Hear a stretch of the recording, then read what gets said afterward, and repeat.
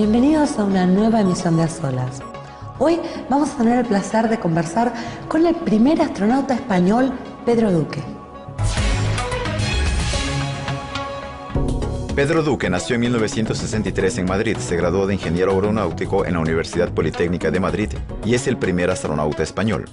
En el 92, Pedro Duque formó parte del cuerpo de astronautas de la Agencia Espacial Europea con base en el Centro Europeo de Astronautas en Colonia, Alemania. Realizó cursos de capacitación en Rusia, en la Ciudad de las Estrellas y en Estados Unidos. Su primera misión espacial fue la STS-95 del transbordador espacial Discovery. Después participó en la misión Cervantes a bordo de la nave Soyuz TMA, visitando la Estación Espacial Internacional.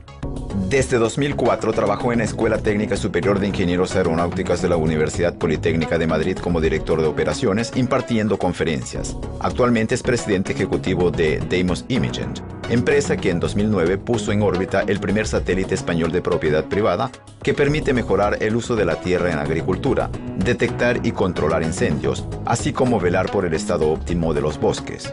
Por su participación en la misión conjunta entre la Agencia Espacial Europea y Rusia Euromir 94, en el 95 fue condecorado con la Orden de la Amistad, la condecoración de mayor rango que la Federación de Rusia otorga a ciudadanos extranjeros. En 1999 recibió la Gran Cruz al Mérito Aeronáutico impuesta por Su Majestad el Rey de España, así como el Premio Príncipe de Asturias de Cooperación Internacional. Bueno, ahora sí, entonces, antes que nada, permítame darle las gracias por la oportunidad que nos está brindando de conversar con nosotros hoy aquí. El 12 de abril del 2011 fue el día en el que la humanidad celebró el 50 aniversario del primer vuelo del hombre al espacio. Cuéntenos cómo fue, qué significó esta fecha para usted personalmente, cómo lo festejó. Bueno, significa por supuesto mucho. El 12 de abril, pues dentro del ámbito de las personas que trabajamos en los programas espaciales, pues es conocido por todos, ¿no? El 12 de abril, pues ¿cómo lo festejé? Estuve en Rusia, estuve en Moscú desde el día 10 y participé en una serie de actos que se llevaron a cabo. Bueno, sobre todo fueron actos festivos en teatro. También estuve en Ciudad de las Estrellas un par de veces, el lunes y también el miércoles, pues viendo a la gente de allí y bueno, pues tratando de, además de festejar el 12 de abril,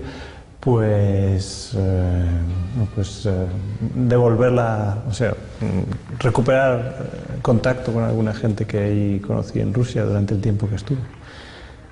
Y luego mi profesora de ruso, su cumpleaños es el 12 de abril, así que también estuve en su casa.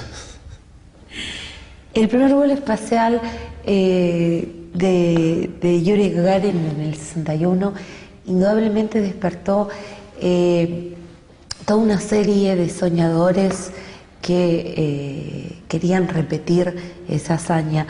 ¿Qué pasaba en España? ¿Era tal la atmósfera, digamos, a pesar de no tener las mismas circunstancias, las mismas posibilidades? Bueno, yo todavía no había nacido, entonces yo me acuerdo sobre todo de los vuelos a la Luna personalmente, ¿no?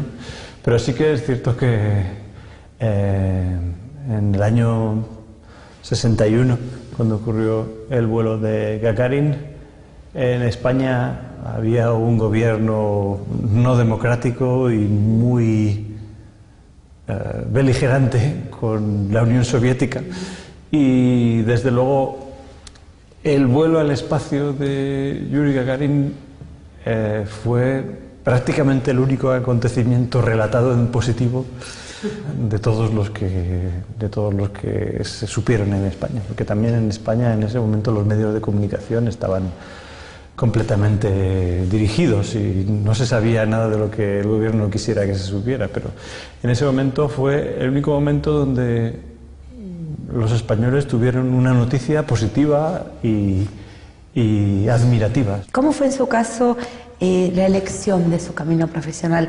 ¿Se fue dando o fue algo que usted quería, a lo que fue, digamos, se fue dirigiendo intencionalmente desde un principio? No, no fue intencional, por ese motivo que decíamos antes, es decir, los españoles que nacimos en los años 60 no teníamos una idea de que naciendo uno y estudiando en España se pudiera llegar a este tipo a estas cotas de participación en proyectos de muchísima envergadura. Y de pequeños, pues bueno, podíamos soñar, pero eso es todo lo que hacíamos. Yo, bueno, estudié aeronáutica, mi padre pues estaba dentro del ramo de la aeronáutica, estudié ingeniería aeronáutica, después conocí gente que trabajaba en los programas del espacio, incluido mi profesor, y bueno, pues empecé a trabajar en esas cosas no para ser astronauta, sino porque bueno, pues era interesante. Y una vez que se abrió la puerta o la posibilidad de que españoles participasen en una selección de astronautas de la Agencia Europea del Espacio, que fue el año 90, pues sí, ya sí que nos presentamos con idea de que sí que podíamos. ¿Qué podría ser que en ese momento lo motivó a dar ese paso, a tomar la decisión de ir a ese proyecto?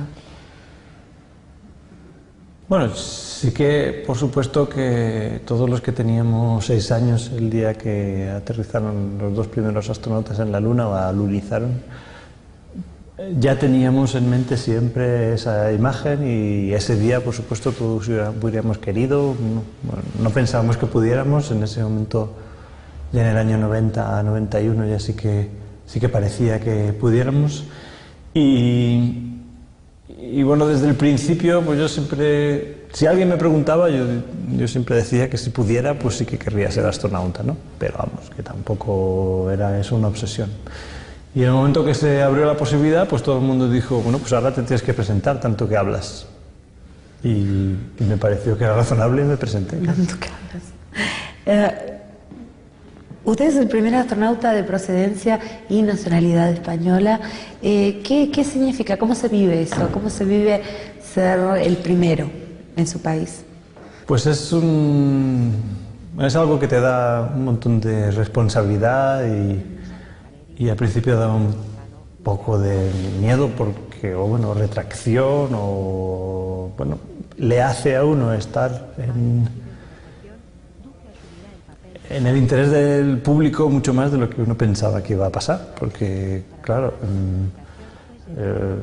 yo he estudiado ingeniería, yo no me he dedicado a nada que tuviera que ver con el contacto con el público, con las televisiones o con quien fuera, con lo cual es un cambio abrupto que realmente cuesta bastante. El hecho de que la gente tenga mucho interés en lo que hace uno y que todo el mundo quiera hacer entrevistas, ¿no?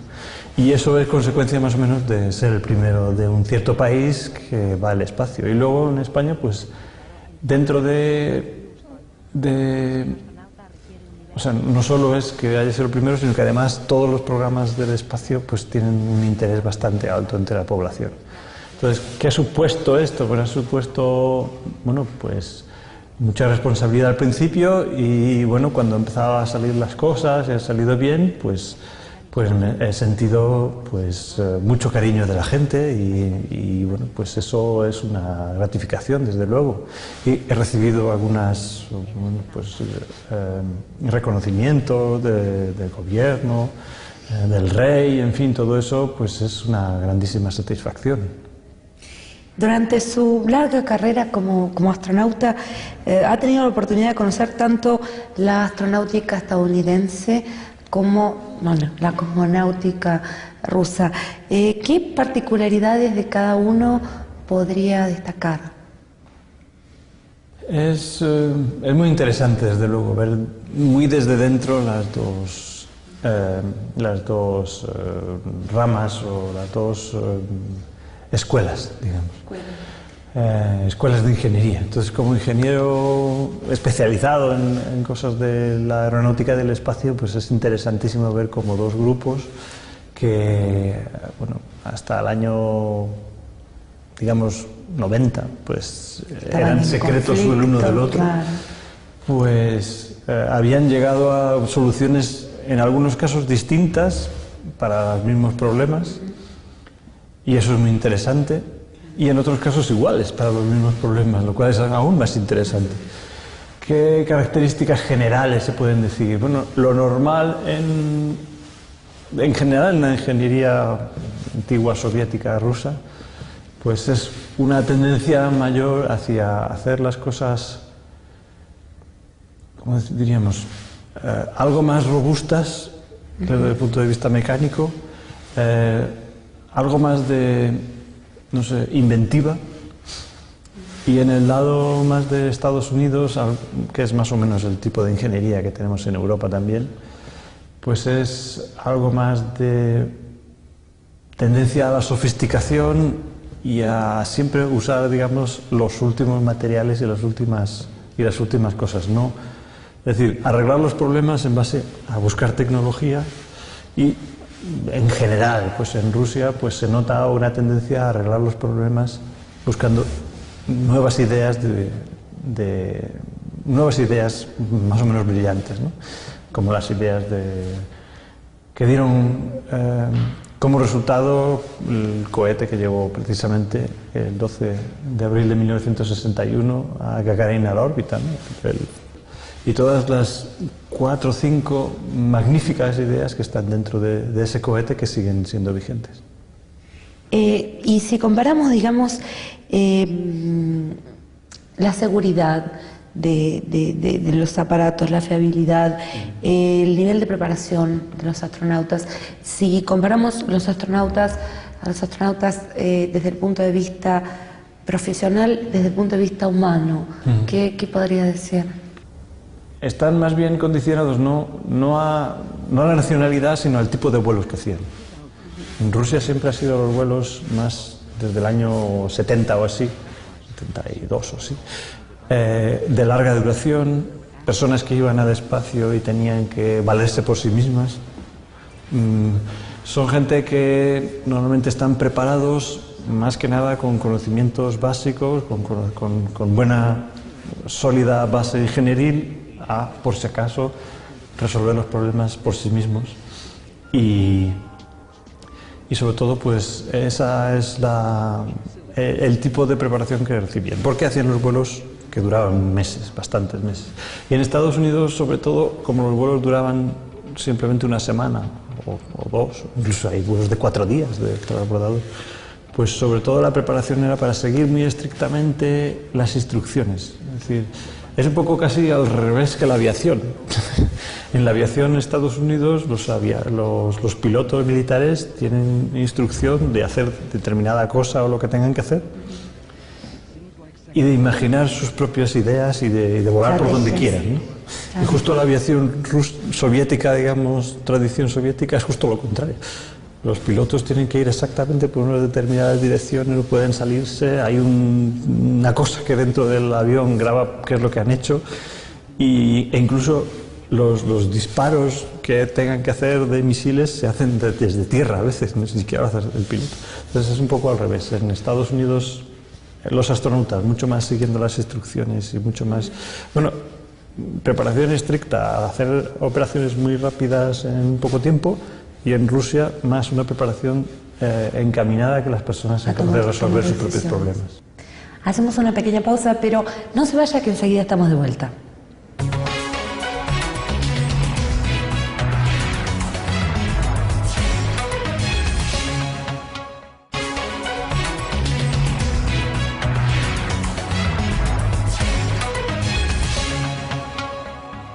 Y ahora sí, continuamos hablando con Pedro Duque aquí en Las Olas. Cuéntenos, ser astronauta es una profesión bastante poco común. ¿Cómo ha cambiado esta experiencia su vida, su personalidad, por ahí su forma de ver el mundo? Bueno, hay cosas, hay circunstancias dentro de la profesión o el oficio mejor, de astronauta que hacen que a uno le cambie la personalidad, la forma de ver el mundo y todo esto. Que no es tanto el volar al espacio y montarse un cohete, sino que es más el estar años conviviendo con lo más inteligente de los ingenieros que están al lado del cohete, del mundo. El convivir con gente de diferentes países. Yo he vivido muchos meses seguidos en Rusia, he vivido años seguidos en Estados Unidos, he vivido en Alemania, en Holanda, he estado también en Japón, bien dentro de las cosas que ellos hacen, y eso realmente, la diversa gente que uno conoce y con la cual se relaciona y con la cual se tiene que relacionar de forma estrecha, porque lo que uno hace depende mucho la vida del otro, ¿no? Todo eso es lo que le hace a uno crecer y cambiar de personalidad. Y luego las cámaras, es decir,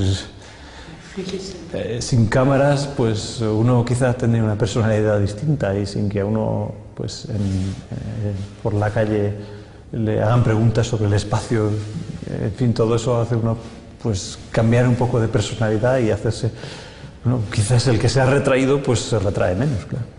Ahora, la experiencia misma del espacio no tiene ninguna influencia. Uno no se replantea por ahí, no sé, lo importante y lo no importante, lo que tiene valor, lo que no tiene valor. Bueno, una experiencia tan inolvidable como vivir al espacio, pues sí, marca un antes y un después, desde luego, en la vida de cualquiera. En la vida de un astronauta marca un antes y un después, no porque el espacio a uno le haga filosofar de una manera diferente, sino porque después de volar al espacio te hacen caso y antes no. Entonces eso es una cuestión profesional y todos lo dicen, e incluso en los libros escritos por astronautas está así. Eso es lo que cambia el día del espacio.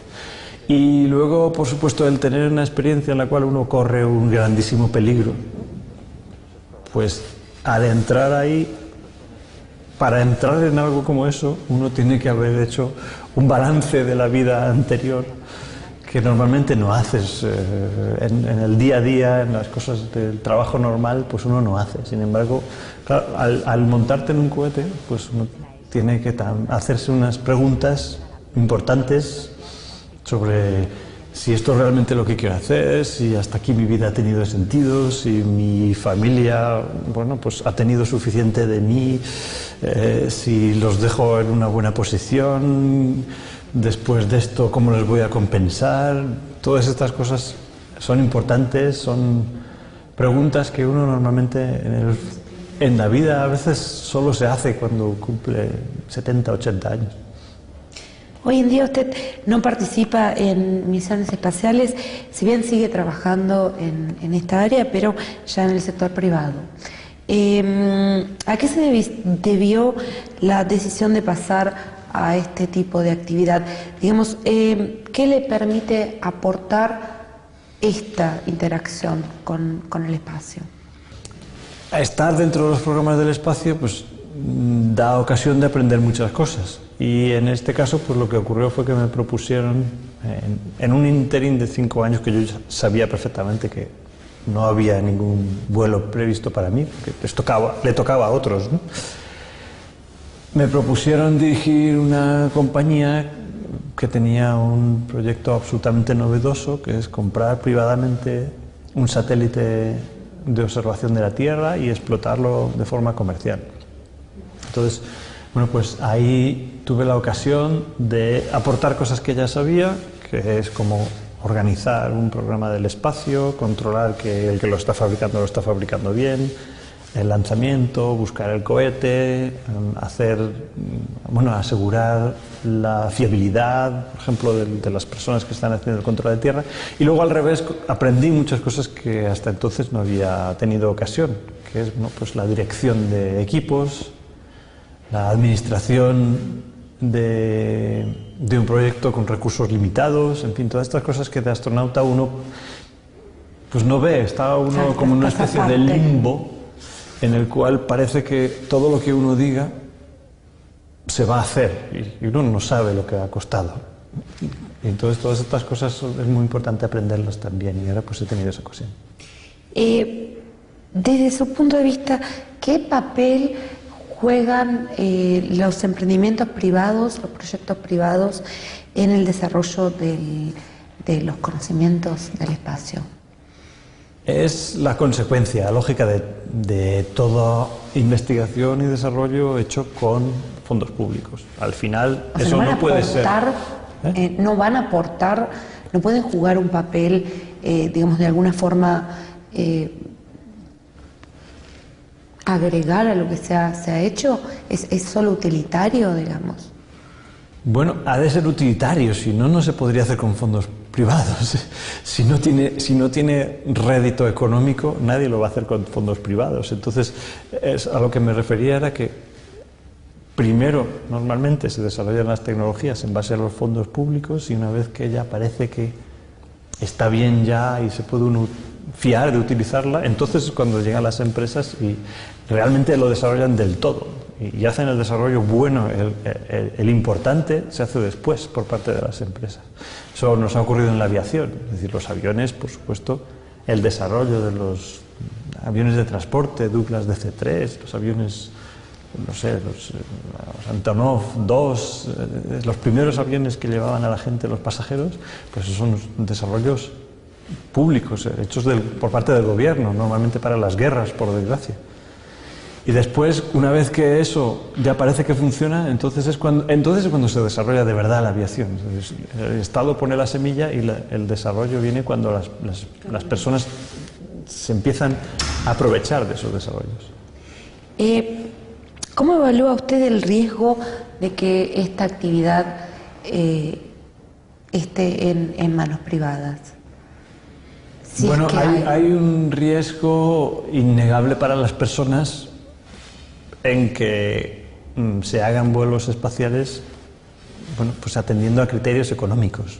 Siempre terminará, es obvio que el que haya puesto su dinero para crear esta actividad empresarial, pues tendrá que pedir que no gasten mucho para poder ganar. Por lo tanto, pues en algún momento se dará la pregunta de la seguridad.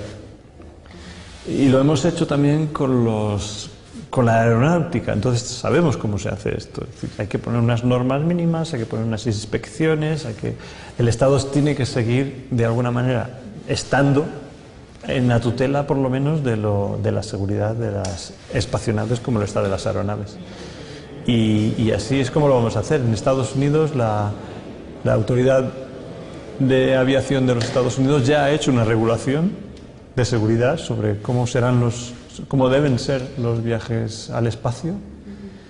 Y ya las empresas que están empezando a ofrecer viajes al espacio ya tienen una obligación de adherirse a esas normas de seguridad. A partir de esas. ¿Cómo definiría usted las tendencias que hay hoy por hoy? ¿Cómo ve usted el futuro de la cosmonáutica mundial? ¿Hacia dónde vamos? Eso lo definió muy bien un señor muy inteligente que fue administrador de la NASA hace 4 o 5 años, Michael Griffin. Dijo, en los años 60 había una feroz competición política, ahora ya no, bueno, política, incluso militar. Ahora la competición es económica, es decir, ahora se trata de que los estados ponen dinero para el desarrollo de las tecnologías del espacio, porque después las empresas de ese estado van a tener mejores tecnologías, van a exportar, van a tener mejores productos. Y así es como vamos a desarrollarnos. Ahora una competición económica en la que China e India quieren estar delante y creen que tienen todo el derecho y toda la preparación de sus gentes para estar delante. Y Estados Unidos sigue manteniendo su posición, Europa se queda cada vez más atrás y desde luego Rusia está incrementando pues alrededor del 40% los presupuestos destinados a programas del espacio al año. Ahora mismo Rusia en dinero total tiene casi tanto como toda Europa junta, toda Europa occidental. Entonces los que se están quedando atrás somos los europeos de momento. Pero todo el mundo ha visto que esto va a aumentar y va a incrementarse y alguien seguro de toda esta gente, o todos juntos, esperemos, pero creo que no, va a hacer el viaje a la Luna otra vez y alguno de ellos hará el viaje a Marte seguro. Y esto va a desarrollarse mucho más de lo que creemos, yo creo.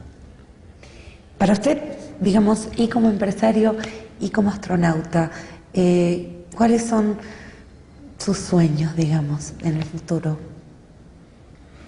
Bueno, como empresario uno tiene sueños de que la empresa se mantenga, de que no tenga ninguna necesidad de cerrar o de reducir al personal, que todo el mundo pues podamos vivir de ello, en fin, todas estas cosas que son muy banales.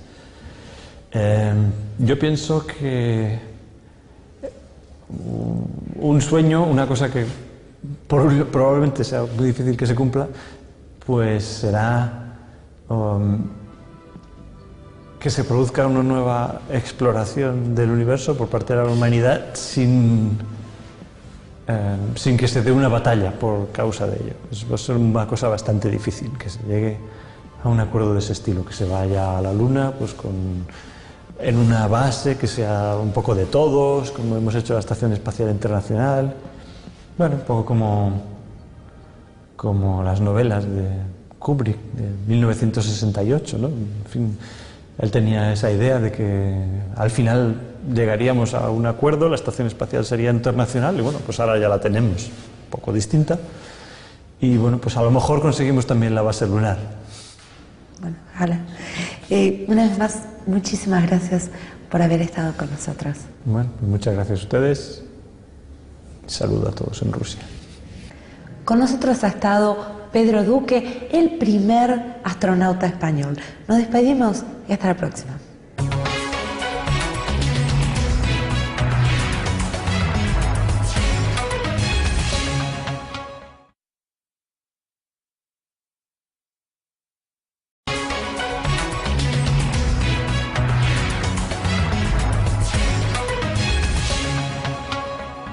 Bienvenidos a una nueva emisión de A Solas. Hoy vamos a tener el placer de conversar con el primer astronauta español, Pedro Duque. Pedro Duque nació en 1963 en Madrid, se graduó de ingeniero aeronáutico en la Universidad Politécnica de Madrid y es el primer astronauta español. En el 92, Pedro Duque formó parte del cuerpo de astronautas de la Agencia Espacial Europea con base en el Centro Europeo de Astronautas en Colonia, Alemania. Realizó cursos de capacitación en Rusia, en la Ciudad de las Estrellas y en Estados Unidos. Su primera misión espacial fue la STS-95 del transbordador espacial Discovery. Después participó en la misión Cervantes a bordo de la nave Soyuz TMA, visitando la Estación Espacial Internacional.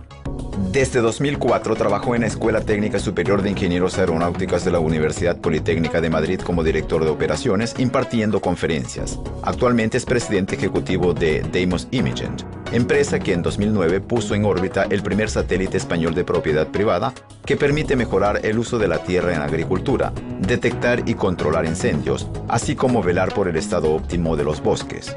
Por su participación en la misión conjunta entre la Agencia Espacial Europea y Rusia Euromir 94, en el 95 fue condecorado con la Orden de la Amistad, la condecoración de mayor rango que la Federación de Rusia otorga a ciudadanos extranjeros.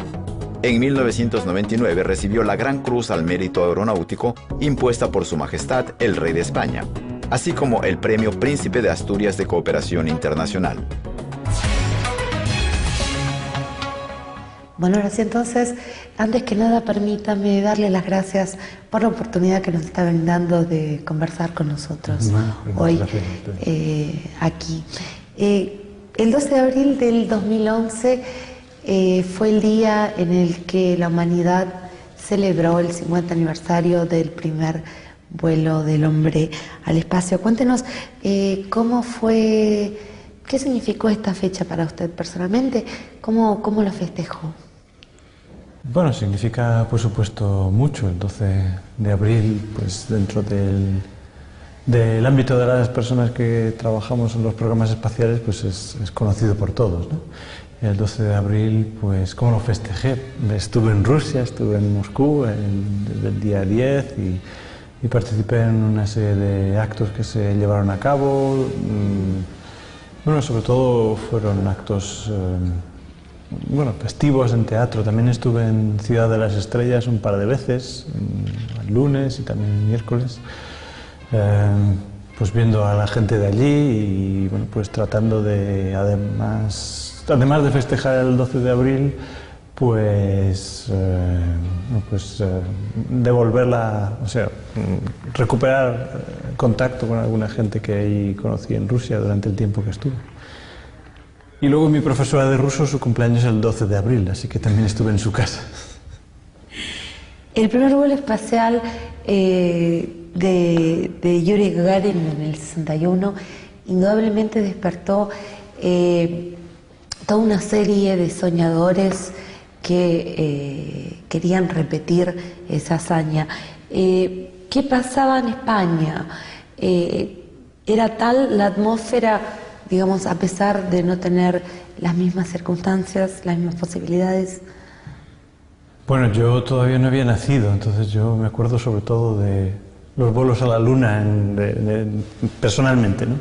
Pero sí que es cierto que en el año 61, cuando ocurrió el vuelo de Gagarin, en España había un gobierno no democrático y muy beligerante con la Unión Soviética, y desde luego el vuelo al espacio de Yuri Gagarin fue prácticamente el único acontecimiento relatado en positivo de todos los que se supieron en España, porque también en España en ese momento los medios de comunicación estaban completando un proyecto absolutamente novedoso, que es comprar privadamente un satélite de observación de la Tierra y explotarlo de forma comercial. Entonces, bueno, pues ahí tuve la ocasión de aportar cosas que ya sabía, que es como organizar un programa del espacio, controlar que el que lo está fabricando bien, el lanzamiento, buscar el cohete, asegurar la fiabilidad, por ejemplo, de las personas que están haciendo el control de tierra. Y luego, al revés, aprendí muchas cosas que hasta entonces no había tenido ocasión, que es, ¿no?, pues la dirección de equipos, la administración de un proyecto con recursos limitados, en fin, todas estas cosas que de astronauta uno pues no ve, está uno como en una especie de limbo en el cual parece que todo lo que uno diga se va a hacer y uno no sabe lo que ha costado. Y entonces todas estas cosas es muy importante aprenderlas también, y ahora pues he tenido esa ocasión. Desde su punto de vista, ¿qué papel juegan los emprendimientos privados, los proyectos privados en el desarrollo de los conocimientos del espacio? Es la consecuencia lógica de toda investigación y desarrollo hecho con fondos públicos. Al final, o sea, eso no puede ser. No van a aportar, no pueden jugar un papel, digamos, de alguna forma agregar a lo que se ha hecho. ¿Es solo utilitario, digamos? Bueno, ha de ser utilitario, si no, no se podría hacer con fondos privados.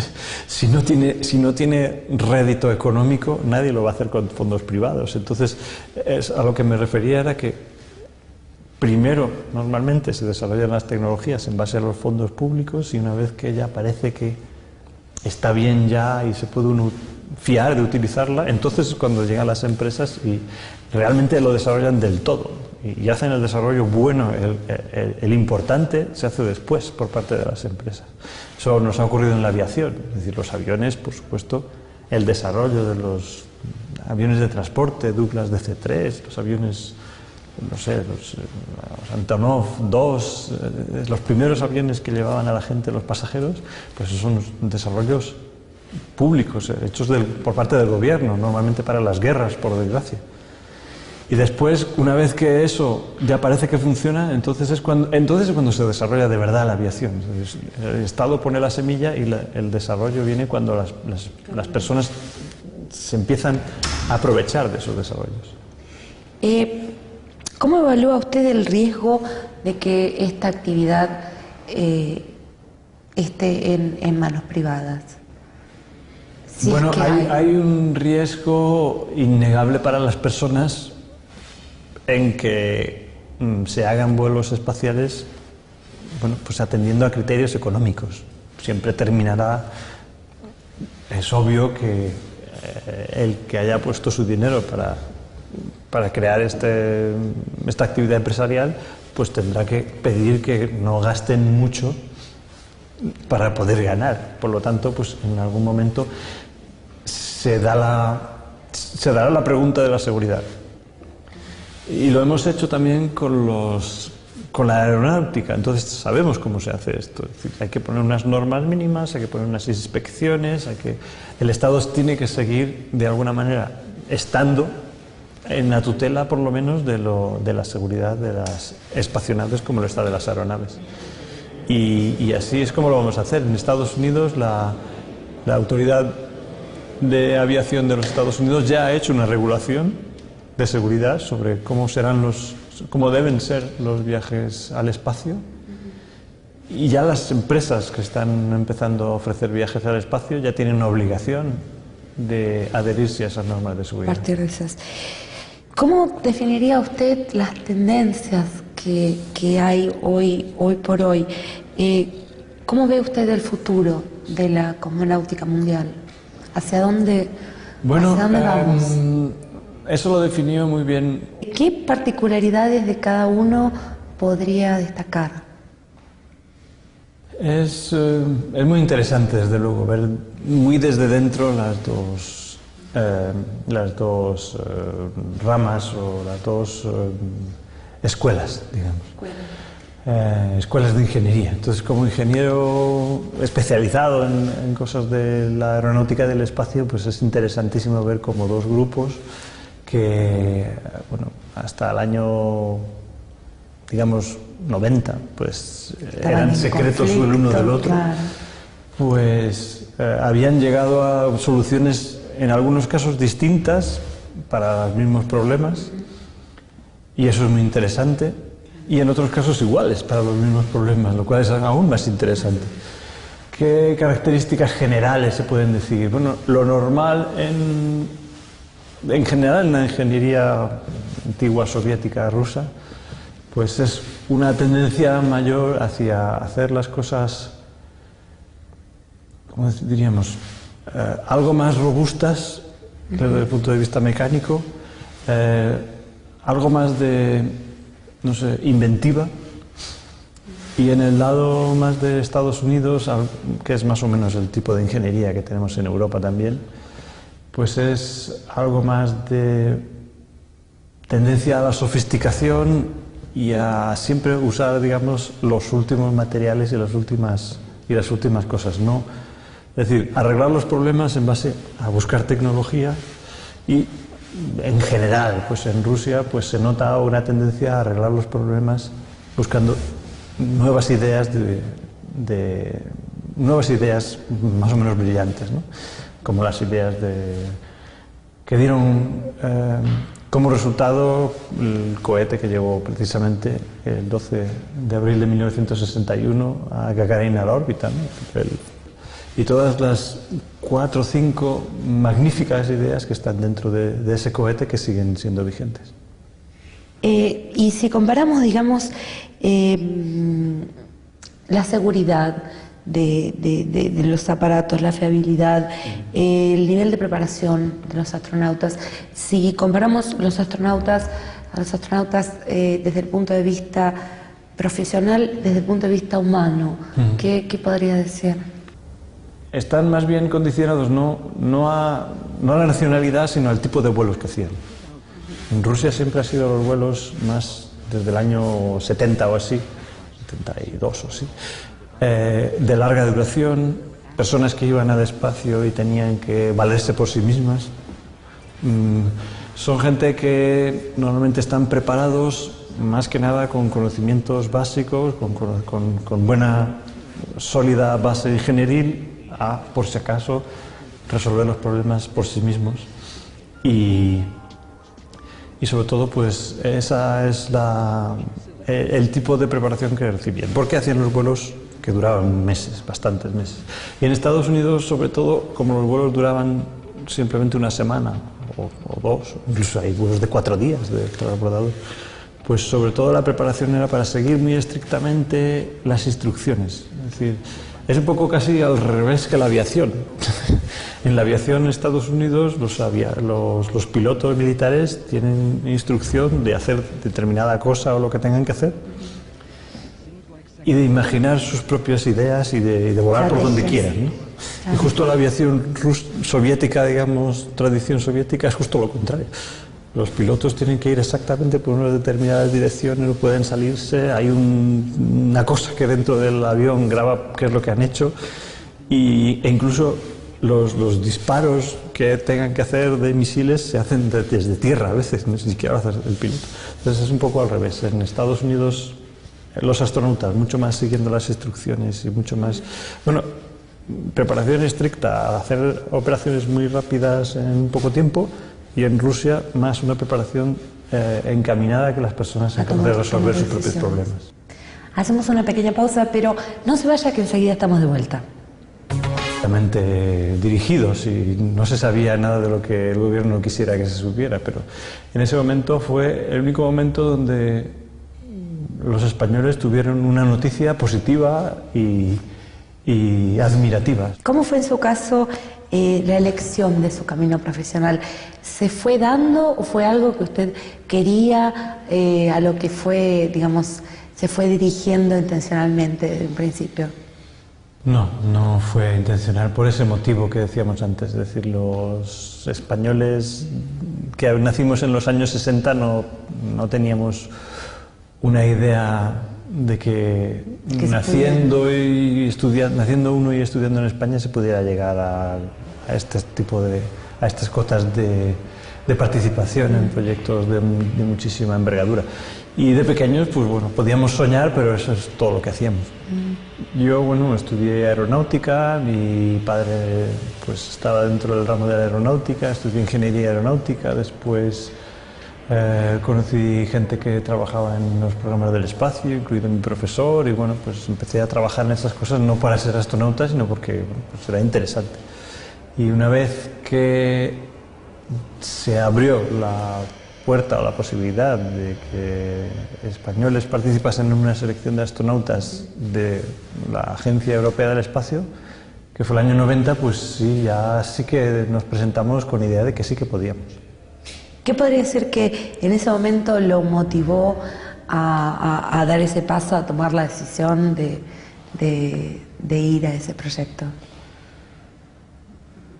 Bueno, sí que, por supuesto, que todos los que teníamos 6 años el día que aterrizaron los 2 primeros astronautas en la Luna o alunizaron, ya teníamos en mente siempre esa imagen y ese día, por supuesto, todos hubiéramos querido, no pensábamos que pudiéramos, en ese momento, ya en el año 90, 91, ya sí que parecía que pudiéramos. Y bueno, desde el principio, pues yo siempre, si alguien me preguntaba, yo siempre decía que si pudiera, pues sí que querría ser astronauta, ¿no? Pero vamos, que tampoco era eso una obsesión. Y en el momento que se abrió la posibilidad, pues todo el mundo dijo, bueno, pues ahora te tienes que presentar, tanto que hablas. Y me pareció que era razonable y me presenté. Tanto que hablas. Usted es el primer astronauta de procedencia y nacionalidad española. ¿Qué significa? ¿Cómo se vive eso? ¿Cómo se vive ser el primero en su país?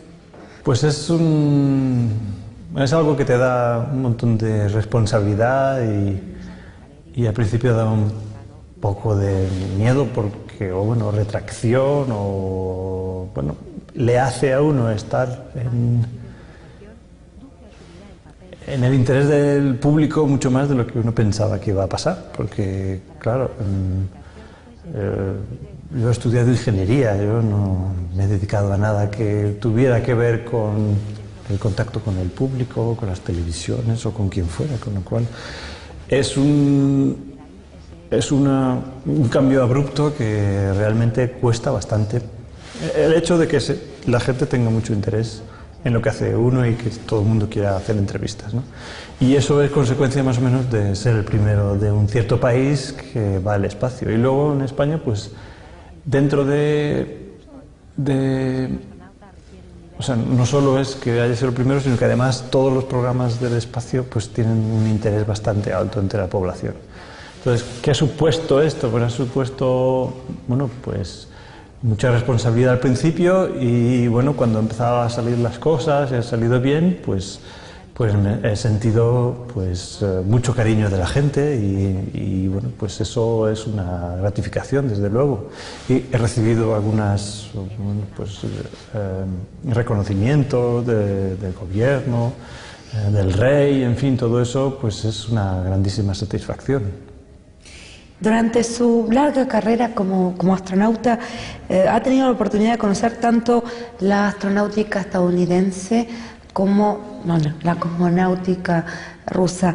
Y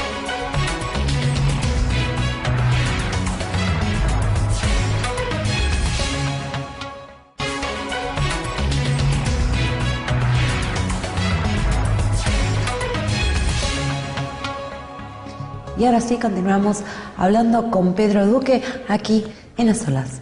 Cuéntenos, ser astronauta es una profesión bastante poco común. ¿Cómo ha cambiado esta experiencia su vida, su personalidad, por ahí su forma de ver el mundo? Bueno, hay cosas, hay circunstancias dentro de la profesión o el oficio mejor, de astronauta que hacen que a uno le cambie la personalidad, la forma de ver el mundo y todo esto. Que no es tanto el volar al espacio y montarse un cohete, sino que es más el estar años conviviendo con lo más inteligente de los ingenieros que están al lado del cohete, del mundo. El convivir con gente de diferentes países.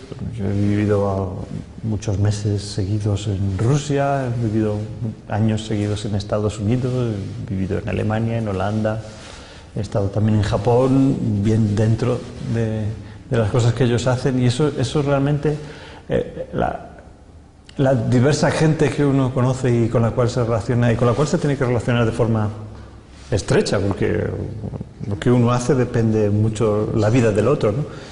Todo eso es lo que le hace a uno crecer y cambiar de personalidad. Y luego las cámaras, es decir, sin cámaras pues uno quizás tendría una personalidad distinta, y sin que a uno pues por la calle le hagan preguntas sobre el espacio, en fin, todo eso hace uno pues cambiar un poco de personalidad y hacerse, bueno, quizás el que se ha retraído pues se retrae menos, claro. Ahora, la experiencia misma del espacio no tiene ninguna influencia. Uno no se replantea por ahí, no sé, lo importante y lo no importante, lo que tiene valor, lo que no tiene valor. Bueno, una experiencia tan inolvidable como vivir al espacio, pues sí, marca un antes y un después, desde luego, en la vida de cualquiera.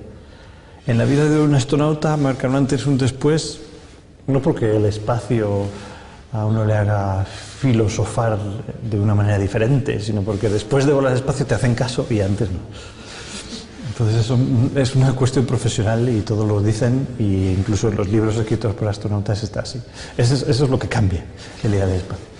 Y luego, por supuesto, el tener una experiencia en la cual uno corre un grandísimo peligro, pues al entrar ahí, para entrar en algo como eso, uno tiene que haber hecho un balance de la vida anterior que normalmente no haces en el día a día, en las cosas del trabajo normal, pues uno no hace. Sin embargo, claro, al montarte en un cohete, pues uno tiene que hacerse unas preguntas importantes sobre si esto es realmente lo que quiero hacer, si hasta aquí mi vida ha tenido sentido, si mi familia, bueno, pues ha tenido suficiente de mí, si los dejo en una buena posición, después de esto, ¿cómo les voy a compensar?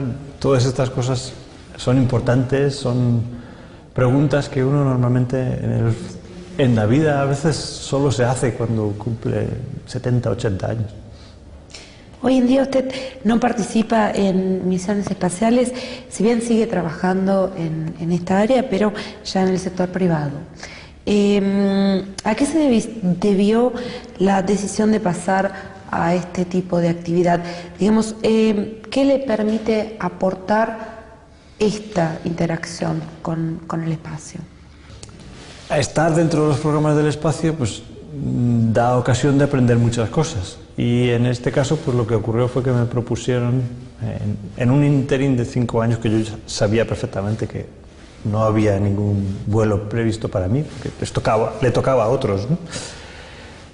Me propusieron dirigir una compañía que tenía, en general, en la ingeniería antigua soviética rusa, pues es una tendencia mayor hacia hacer las cosas, ¿cómo diríamos?, algo más robustas desde el punto de vista mecánico, algo más de, no sé, inventiva. Y en el lado más de Estados Unidos, que es más o menos el tipo de ingeniería que tenemos en Europa también, pues es algo más de tendencia a la sofisticación y a siempre usar, digamos, los últimos materiales y las últimas cosas, ¿no? Es decir, arreglar los problemas en base a buscar tecnología. Y en general, pues en Rusia pues se nota una tendencia a arreglar los problemas buscando nuevas ideas nuevas ideas más o menos brillantes, ¿no? Como las ideas que dieron como resultado el cohete que llegó precisamente el 12 de abril de 1961 a Gagarin a la órbita, ¿no? Y todas las 4 o 5 magníficas ideas que están dentro de ese cohete que siguen siendo vigentes. Y si comparamos, digamos, la seguridad de los aparatos, la fiabilidad, el nivel de preparación de los astronautas, si comparamos a los astronautas desde el punto de vista profesional, desde el punto de vista humano, ¿qué podría decir? Están más bien condicionados no a la nacionalidad, sino al tipo de vuelos que hacían. En Rusia siempre han sido los vuelos más, desde el año 70 o así, 72 o así, de larga duración, personas que iban al espacio y tenían que valerse por sí mismas. Son gente que normalmente están preparados, más que nada con conocimientos básicos, con buena, sólida base ingenieril, a, por si acaso, resolver los problemas por sí mismos. Y sobre todo, pues, esa es el tipo de preparación que recibían. Porque hacían los vuelos que duraban meses, bastantes meses. Y en Estados Unidos, sobre todo, como los vuelos duraban simplemente una semana o 2, incluso hay vuelos de 4 días de transbordador, pues sobre todo la preparación era para seguir muy estrictamente las instrucciones. Es decir, es un poco casi al revés que la aviación. En la aviación en Estados Unidos los pilotos militares tienen instrucción de hacer determinada cosa o lo que tengan que hacer y de imaginar sus propias ideas y de volar por donde quieran, ¿no?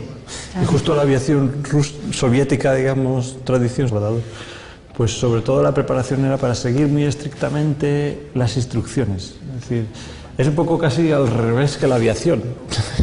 En la aviación en Estados Unidos los pilotos militares tienen instrucción de hacer determinada cosa o lo que tengan que hacer y de imaginar sus propias ideas y de volar por donde quieran, ¿no? Y justo la aviación soviética, digamos, tradición soviética, es justo lo contrario. Los pilotos tienen que ir exactamente por una determinada dirección, no pueden salirse, hay una cosa que dentro del avión graba qué es lo que han hecho e incluso los disparos que tengan que hacer de misiles se hacen desde tierra a veces, no siquiera lo hace el piloto. Entonces es un poco al revés. En Estados Unidos los astronautas mucho más siguiendo las instrucciones y mucho más, bueno, preparación estricta, hacer operaciones muy rápidas en poco tiempo, y en Rusia más una preparación encaminada a que las personas se encarguen de resolver sus propios problemas. Hacemos una pequeña pausa, pero no se vaya que enseguida estamos de vuelta.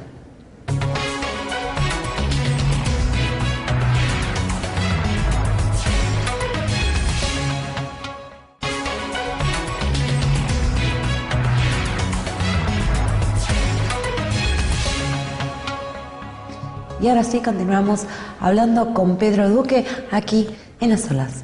Cuéntenos, ser astronauta es una profesión bastante poco común.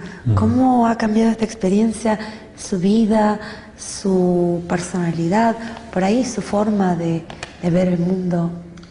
Bueno, hay cosas, hay circunstancias dentro de la profesión o el oficio mejor, de astronauta que hacen que a uno le cambie la personalidad, la forma de ver el mundo y todo esto.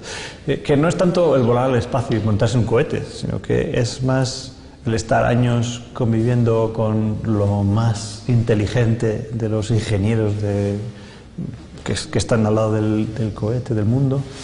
El convivir con gente de diferentes países. Yo he vivido muchos meses seguidos en Rusia, he vivido años seguidos en Estados Unidos, he vivido en Alemania, en Holanda, he estado también en Japón, bien dentro de las cosas que ellos hacen, y eso realmente, la diversa gente que uno conoce y con la cual se relaciona y con la cual se tiene que relacionar de forma estrecha, porque lo que uno hace depende mucho la vida del otro, ¿no? Todo eso es lo que le hace a uno crecer y cambiar de personalidad. Y luego las cámaras, es decir, sin cámaras, pues uno quizás tendría una personalidad distinta, y sin que a uno, pues por la calle le hagan preguntas sobre la cosmonáutica rusa. ¿Qué particularidades de cada uno podría destacar? Es muy interesante, desde luego, ver muy desde dentro las dos ramas o las dos escuelas, digamos. Escuelas de ingeniería. Entonces, como ingeniero especializado en cosas de la aeronáutica del espacio, pues es interesantísimo ver como dos grupos que, bueno, hasta el año, digamos, 90, pues eran secretos el uno del otro, claro. Pues habían llegado a soluciones en algunos casos distintas para los mismos problemas, y eso es muy interesante, y en otros casos iguales para los mismos problemas, lo cual es aún más interesante. ¿Qué características generales se pueden decir? Bueno, lo normal en general en la ingeniería antigua soviética rusa, pues es una tendencia mayor hacia hacer las cosas, ¿cómo diríamos?, algo más robustas desde el punto de vista mecánico, algo más de, no sé, inventiva, y en el lado más de Estados Unidos, que es más o menos el tipo de ingeniería que tenemos en Europa también, pues es algo más de tendencia a la sofisticación y a siempre usar, digamos, los últimos materiales y las últimas cosas, ¿no? Es decir, arreglar los problemas en base a buscar tecnología, y en general, pues en Rusia, pues se nota una tendencia a arreglar los problemas buscando nuevas ideas nuevas ideas más o menos brillantes, ¿no? Como las ideas que dieron como resultado el cohete que llegó precisamente el 12 de abril de 1961 a Gagarin a la órbita, ¿no? Y todas las 4 o 5 magníficas ideas que están dentro de ese cohete, que siguen siendo vigentes. Y si comparamos, digamos, la seguridad de los aparatos, la fiabilidad, el nivel de preparación de los astronautas, si comparamos a los astronautas desde el punto de vista profesional, desde el punto de vista humano, ¿qué podría decir? Están más bien condicionados no a la nacionalidad, sino al tipo de vuelos que hacían. En Rusia siempre han sido los vuelos más, desde el año 70 o así, 72 o así, de larga duración, personas que iban al espacio y tenían que valerse por sí mismas.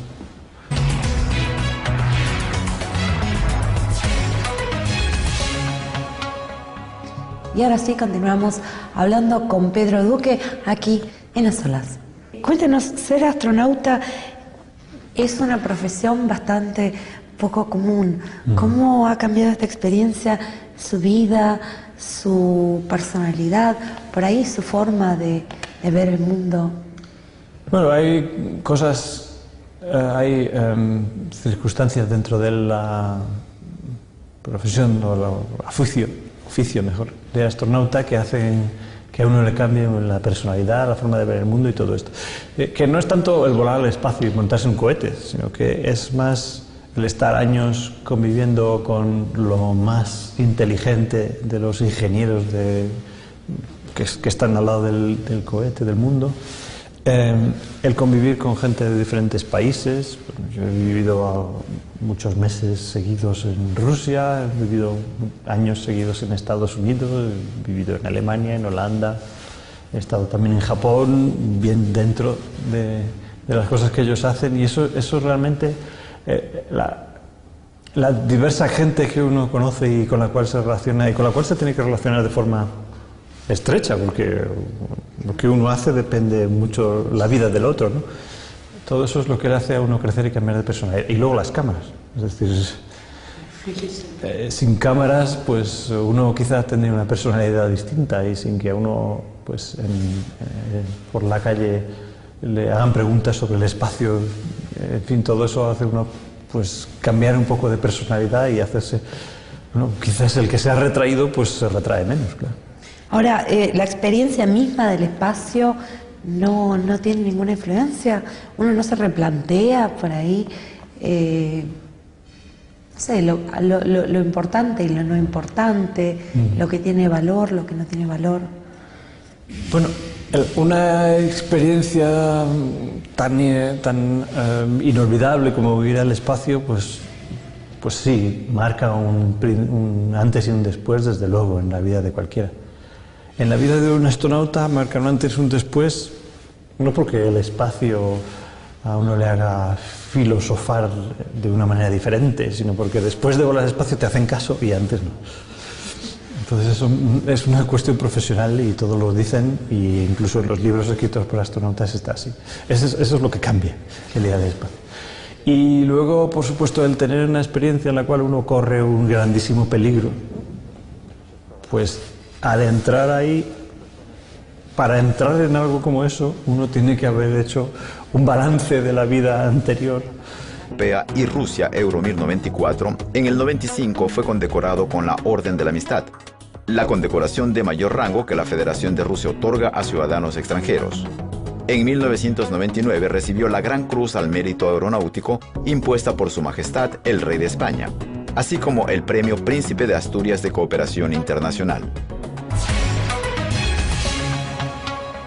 Bueno, ahora sí, entonces, antes que nada, permítame darle las gracias por la oportunidad que nos está brindando de conversar con nosotros hoy aquí. El 12 de abril del 2011 fue el día en el que la humanidad celebró el 50 aniversario del primer vuelo del hombre al espacio. Cuéntenos cómo fue, qué significó esta fecha para usted personalmente, cómo lo festejó. Bueno, significa por supuesto mucho. El 12 de abril, pues dentro del ámbito de las personas que trabajamos en los programas espaciales, pues es conocido por todos, ¿no? El 12 de abril, pues ¿cómo lo festejé? Estuve en Rusia, estuve en Moscú desde el día 10 y participé en una serie de actos que se llevaron a cabo. Bueno, sobre todo fueron actos festivos en teatro. También estuve en Ciudad de las Estrellas un par de veces, el lunes y también el miércoles, pues viendo a la gente de allí y bueno, pues tratando de, además de festejar el 12 de abril,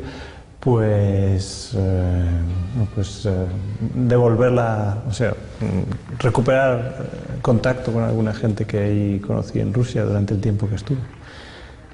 Y luego mi profesora de ruso, su cumpleaños es el 12 de abril, así que también estuve en su casa. El primer vuelo espacial de Yuri Gagarin en el 61 indudablemente despertó toda una serie de soñadores que querían repetir esa hazaña. ¿Qué pasaba en España? ¿Era tal la atmósfera, digamos, a pesar de no tener las mismas circunstancias, las mismas posibilidades? Bueno, yo todavía no había nacido, entonces yo me acuerdo sobre todo de los vuelos a la Luna personalmente, ¿no? Pero sí que es cierto que en el año 61, cuando ocurrió el vuelo de Gagarin, en España había un gobierno no democrático y muy beligerante con la Unión Soviética, y desde luego el vuelo al espacio de Yuri Gagarin, de toda investigación y desarrollo hecho con fondos públicos. Al final, o sea, eso no puede ser. No van a aportar, no pueden jugar un papel, digamos, de alguna forma agregar a lo que se ha hecho. ¿Es solo utilitario, digamos? Bueno, ha de ser utilitario, si no, no se podría hacer con fondos privados. Si no tiene rédito económico, nadie lo va a hacer con fondos privados. Entonces, a lo que me refería era que primero, normalmente se desarrollan las tecnologías en base a los fondos públicos, y una vez que ya parece que está bien ya y se puede uno fiar de utilizarla, entonces es cuando llegan las empresas y realmente lo desarrollan del todo. Y hacen el desarrollo bueno, el importante se hace después por parte de las empresas. Eso nos ha ocurrido en la aviación, es decir, los aviones, por supuesto, el desarrollo de los aviones de transporte, Douglas DC-3, los aviones, no sé, los Antonov 2, los primeros aviones que llevaban a la gente, los pasajeros, pues esos son desarrollos públicos, hechos por parte del gobierno, normalmente para las guerras, por desgracia. Y después, una vez que eso ya parece que funciona, entonces es cuando se desarrolla de verdad la aviación. El Estado pone la semilla y el desarrollo viene cuando las personas se empiezan a aprovechar de esos desarrollos. ¿Cómo evalúa usted el riesgo de que esta actividad esté en manos privadas?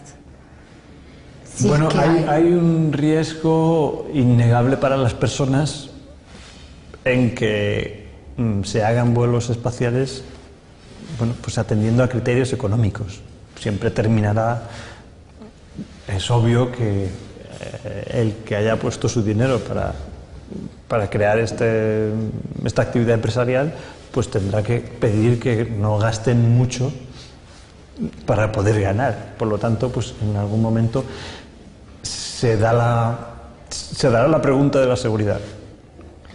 Y lo hemos hecho también con la aeronáutica, entonces sabemos cómo se hace esto. Es decir, hay que poner unas normas mínimas, hay que poner unas inspecciones, el Estado tiene que seguir de alguna manera estando en la tutela, por lo menos, de la seguridad de las espacionaves, como lo está de las aeronaves. Y así es como lo vamos a hacer. En Estados Unidos, la Autoridad de Aviación de los Estados Unidos ya ha hecho una regulación de seguridad sobre cómo deben ser los viajes al espacio, y ya las empresas que están empezando a ofrecer viajes al espacio ya tienen una obligación de adherirse a esas normas de seguridad. Partir de esas. O de miedo porque, o bueno, retracción, o bueno, le hace a uno estar en el interés del público mucho más de lo que uno pensaba que iba a pasar, porque claro, yo he estudiado ingeniería, yo no me he dedicado a nada que tuviera que ver con el contacto con el público, con las televisiones o con quien fuera, con lo cual es un cambio abrupto que realmente cuesta bastante. El hecho de que la gente tenga mucho interés en lo que hace uno y que todo el mundo quiera hacer entrevistas, ¿no?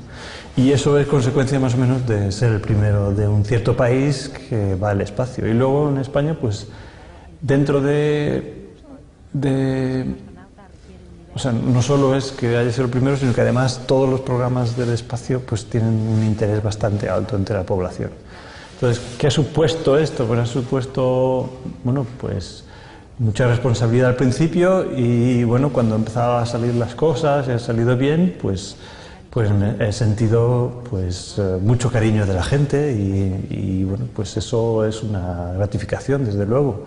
Y he recibido algunas, bueno, pues reconocimientos del gobierno, del rey, en fin, todo eso pues es una grandísima satisfacción.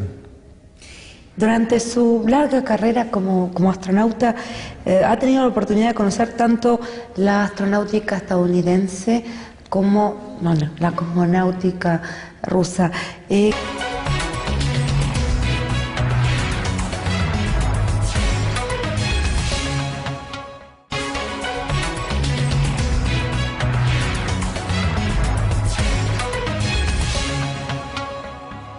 Y ahora sí, continuamos hablando con Pedro Duque aquí en A Solas. Cuéntenos, ser astronauta es una profesión bastante poco común.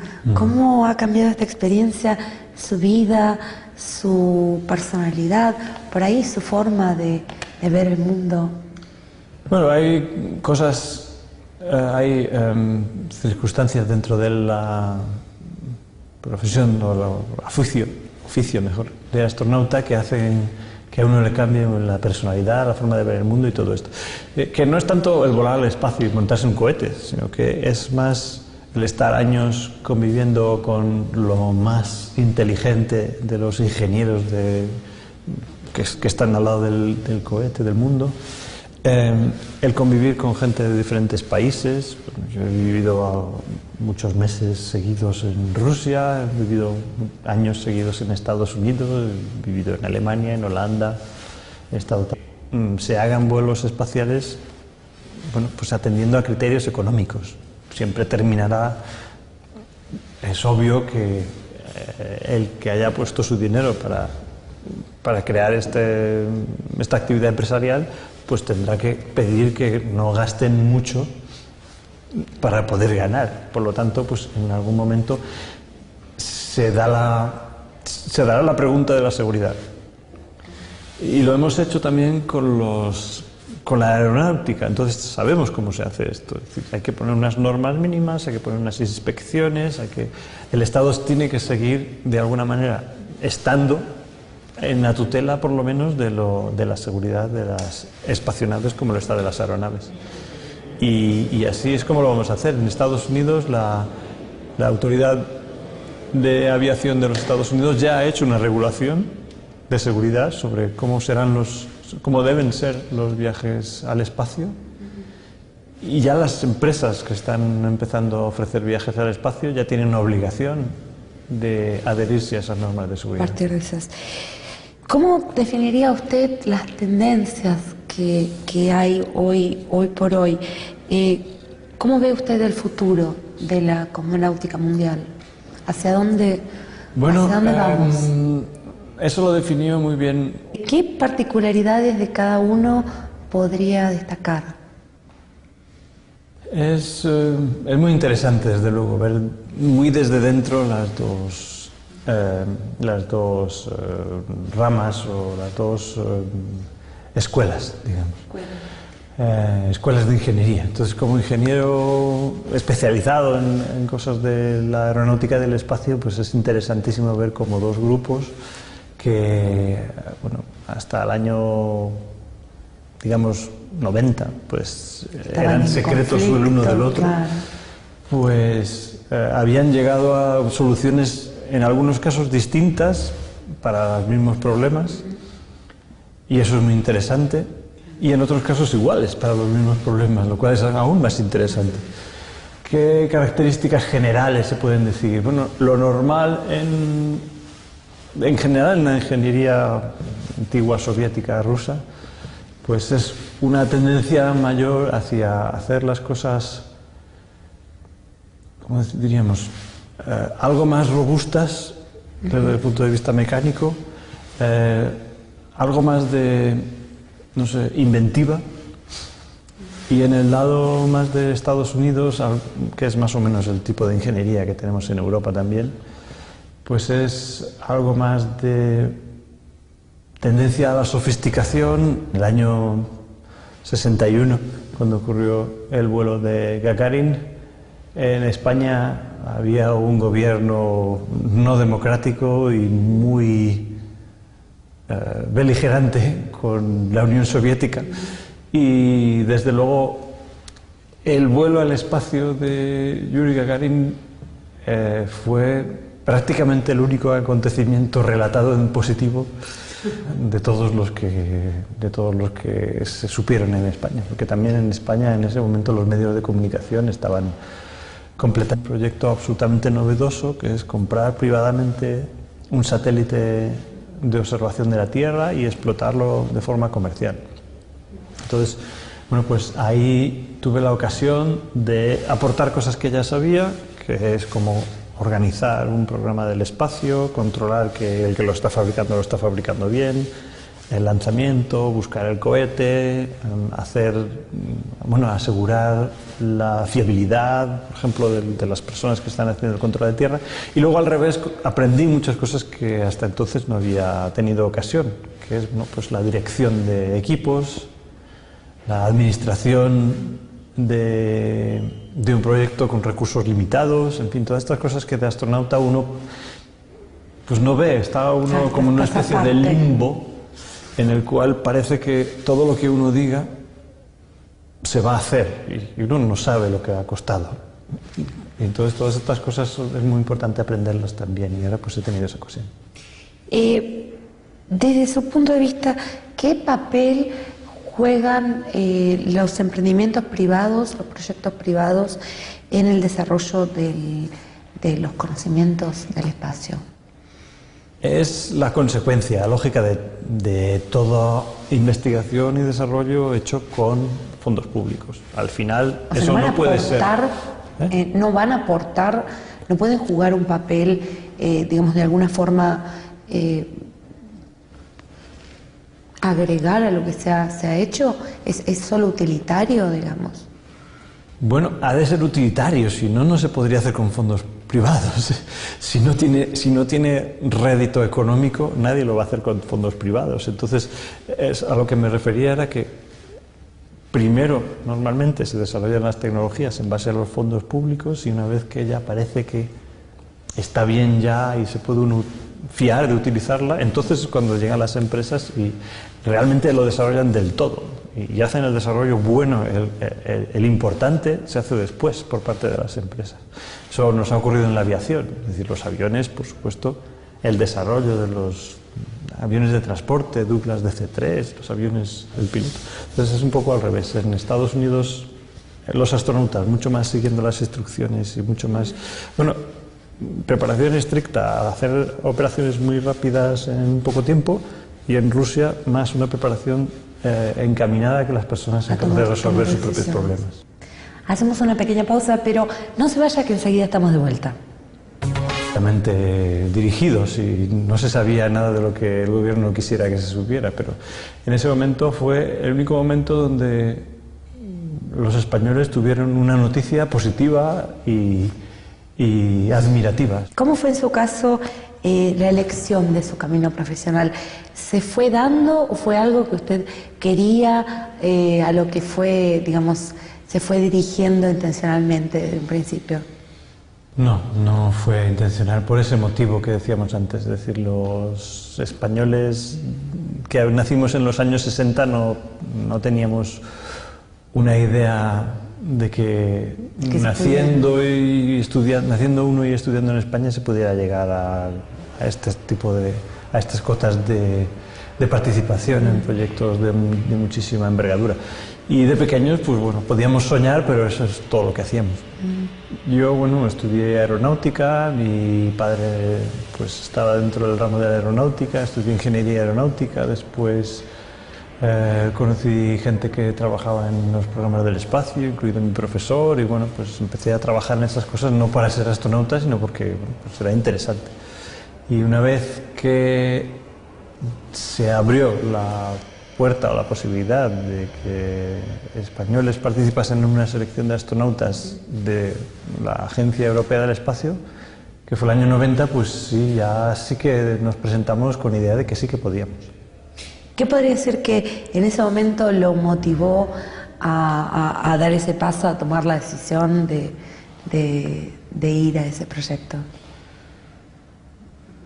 Bueno, sí que, por supuesto, que todos los que teníamos 6 años el día que aterrizaron los 2 primeros astronautas en la Luna o alunizaron, Ya teníamos en mente siempre esa imagen y ese día, por supuesto, todos hubiéramos querido, no pensábamos que pudiéramos, en ese momento, ya en el año 90, 91, ya sí que parecía que pudiéramos.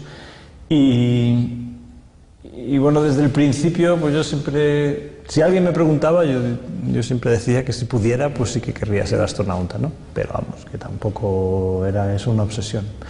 Y en el momento que se abrió la posibilidad, pues todo el mundo dijo, bueno, pues ahora te tienes que presentar, tanto que hablas. Y me pareció que era razonable y me presenté. Tanto que hablas. Asturias de Cooperación Internacional. Bueno, ahora sí, entonces, antes que nada, permítame darle las gracias por la oportunidad que nos está brindando de conversar con nosotros hoy aquí. El 12 de abril del 2011 fue el día en el que la humanidad celebró el 50 aniversario del primer vuelo del hombre al espacio. Cuéntenos cómo fue, qué significó esta fecha para usted personalmente, cómo lo festejó. Bueno, significa por supuesto mucho. El 12 de abril, pues dentro del ámbito de las personas que trabajamos en los programas espaciales, pues es conocido por todos, ¿no? El 12 de abril, pues ¿cómo lo festejé? Estuve en Rusia, estuve en Moscú desde el día 10 y participé en una serie de actos que se llevaron a cabo. Bueno, sobre todo fueron actos festivos en teatro. También estuve en Ciudad de las Estrellas un par de veces, el lunes y también el miércoles. Pues viendo a la gente de allí y bueno, pues tratando de, además de festejar el 12 de abril, pues recuperar contacto con alguna gente que ahí conocí en Rusia durante el tiempo que estuve.